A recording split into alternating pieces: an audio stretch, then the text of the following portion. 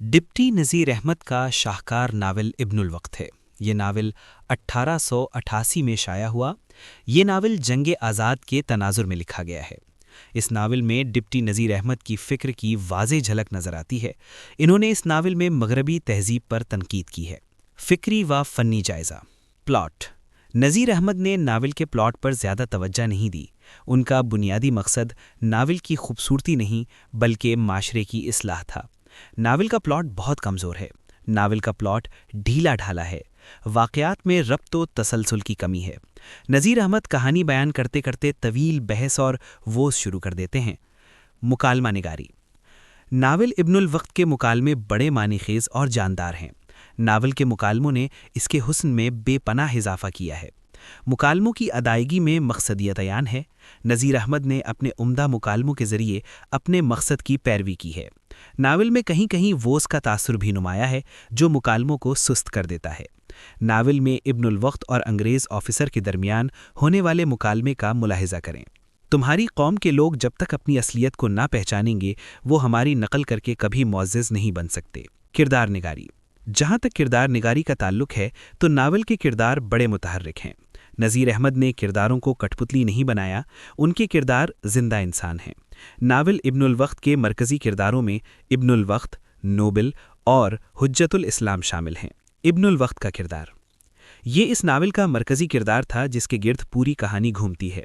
غدر نے ہندوستان کی تہذیبی جڑوں کو ہلا کر رکھ دیا۔ نوجوان انگریزی تہذیب سے متاثر ہونے لگے۔ انہوں نے جدید تعلیم کو اہمیت دیتے ہوئے اپنے مذہب اور تہذیب کو بھی قربان کر دیا۔ ابن الوقت کا کردار بھی اسی بھور میں پھنسا ہوا تھا۔ ابن الوقت انگریزی وساقطہ کا قائل ہے، اس کا اٹھنا بیٹھنا بھی انگریزوں کے ساتھ تھا۔ ابن الوقت کو تو ہمیشہ کی عادت تھی کہ غیر ممالک کے حالات کو ہر ایک سے قرید کر اور کھود کر پوچھا کرتا تھا۔ یہ اقتباس ابن الوقت کے انگریزی طرز زندگی سے دلچسپی کو ظاہر کرتا ہے۔ حجت الاسلام کا کردار۔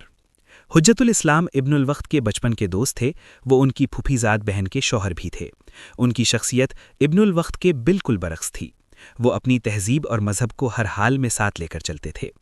حجت الاسلام انگریزی تعلیم کے خلاف نہیں تھے، بس وہ کہتے تھے کہ انسان کو اپنے مذہب اور تہذیب سے بغاوت نہیں کرنی چاہیے۔ نذیر احمد نے اس کردار کے ذریعے سمجھایا ہے کہ انسان اپنے مذہب اور تہذیب کے ساتھ بھی ایک باوقار زندگی گزار سکتا ہے۔ حجت الاسلام اور ابن الوقت کے درمیان ہونے والی گفتگو ملاحظہ کریں۔ ابن الوقت: مجھ کو تو حیرت ہے کہ اس طرح کی زندگی میں آپ کی تندرستی کیوں کر باقی رہتی ہے۔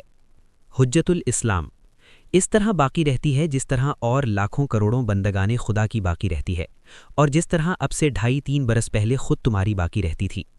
یہ گفتگو حجت الاسلام کے ایک کمرے میں زندگی بسر کرنے کے حوالے سے ہوئی تھی۔ نوبل صاحب کا کردار۔ نوبل کا کردار بھی ایک اہم کردار ہے۔ وہ ایک فوجی آفیسر ہے۔ غدر کے بعد جب ہندوستان کے حالات کشیدہ ہو جاتے ہیں، ان مشکل حالات میں ابن الوقت نوبل صاحب کی جان بچاتا ہے۔ وہ ان کو 3 ماہ 9 دن اپنے گھر میں رکھتا ہے اور خوب خاطرداری کرتا ہے۔ نوبل کی بدولت ابن الوقت انگریزی وضع و قطع کے بارے میں مزید جانتا ہے۔ بعد ازاں نوبل صاحب ابن الوقت کو سرکاری ملازمت بھی دلاتے ہیں۔ نوبل صاحب ہندوستانی معاشرت سے لگاؤ رکھتے تھے۔ اس سلسلے میں ایک اقتباس ملاحظہ کریں۔ کبھی ایسا ہوتا کہ نوبل صاحب ابن الوقت سے ہندوستان کے رسم و رواج اور طرز تمدن اور معاشرے کے حالات دریافت کرتا۔ منظر نگاری۔ جہاں تک منظر نگاری کا تعلق ہے تو ڈپٹی نذیر احمد نے منظر نگاری پر دھیان نہیں دیا۔ ناول میں قدرتی اور معنوی دونوں پہلوؤں کی کمی ہے۔ ناول صاحب کے گھر اور آفس کے بھی کوئی خاص مناظر پیش نہیں کیے گئے۔ زبان و بیان۔ ناول کی زبان سادہ اور سلیس ہے۔ کہیں کہیں عربی و فارسی زبان کا بھی استعمال کیا گیا ہے۔ ناول کے اسلوب میں نذیر احمد کی مقصدیت جھلکتی ہے۔ ان کا بنیادی مقصد معاشرے کی اصلاح تھا۔ ناول میں خطابی انداز بھی موجود ہے۔ ابن الوقت اور حجت الاسلام کے درمیان ہونے والی گفتگو اس بات کا واضح ثبوت ہے۔ ابن الوقت نے جب سے صاحب لوگوں کا ساتھ اختیار کیا، ان کی کایا ہی پلٹ گئی۔ وہی ابن الوقت جو کل تک وزاداری کا نمونہ تھے، اب انگریزی ٹوپ اور پتلون میں ایسے معلوم ہوتے تھے جیسے کوئی چڑیا گھر کا جانور۔ انہوں نے سمجھ رکھا تھا کہ وضع بدلنے سے رتبہ بدل جائے گا، مگر وہ یہ نہ سمجھے کہ کوا چلا ہنس کی چال اپنی بھی بھول گیا۔ الغرض، ابن الوقت ایک اصلاحی ناول ہے۔ اس میں نذیر احمد نے معاشرے کی بدلتی سوچ پر تنقید ہی کی ہے۔ وہ ابن الوقت کی صورت میں ان نوجوانوں پر تنقید کرتے ہیں جو انگریزی تہذیب کے دلدادہ تھے۔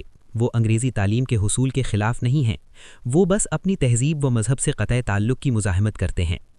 ابن الوقت نے اپنے تئیں بالکل انگریز بنا لیا تھا، مگر اس کی روح اب بھی ایک ہندوستانی کی تھی جو اپنے ہی ہم قوموں کے سامنے اجنبی بن کر رہ گیا تھا۔